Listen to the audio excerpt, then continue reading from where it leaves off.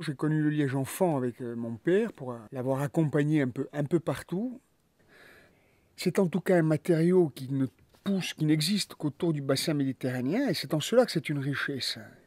C'est en cela que ça représente véritablement un produit unique, jusqu'à aujourd'hui irremplaçable en termes de bouchage et de qualité de bouchage. Le métier, il n'a pas véritablement changé. Le métier se pratique comme on l'a toujours pratiqué, avec une hache, à une période de l'année bien précise, quand il fait chaud et quand la sève monte dans les branches.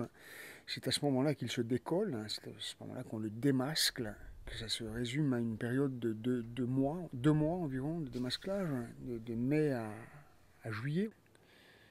Ça reste un travail fabuleux, le liège, parce que, bon, d'abord, on travaille dans des cadres naturels parfois exceptionnels. Je pense notamment à la vallée de l'Ortole, entre ici et Sartène, qui est, à mon avis, un des plus beaux endroits de Corse en termes de forêt, de végétation, avec un mélange de chênes liège et de chênes verts, une vallée où il n'y a jamais eu d'incendie, avec des arbres séculaires magnifiques.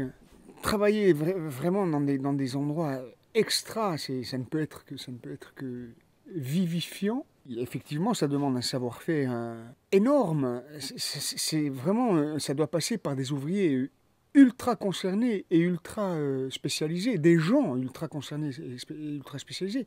Parce que ce qui est difficile dans l'exploitation du liège, c'est de tenir la hache, de faire en sorte que la hache ne vienne pas heurter ce qu'on appelle la couverture, la mère, c'est la mère de l'arbre, du tronc, l'enveloppe. Et c'est la partie la plus fragile. Donc des haches qui sont très coupantes doivent se limiter à l'écorce de liège. Et c'est en cela que le travail doit être très précis. Un arbre produit une levée tous les 10 ans, donc il y a un rapport au temps qui est ultra important. On se projette dans l'avenir. Et c'est ça qui est merveilleux, parce que 10 ans, c'est long, mais c'est rien à l'échelle de l'homme. Et c'est pour ça que le coup de hache, quand il était donné sur la plante, il était maîtrisé, il était mesuré, il était soucieux de ne pas blesser l'arbre, cet arbre qui allait reproduire cette matière 10 ans après.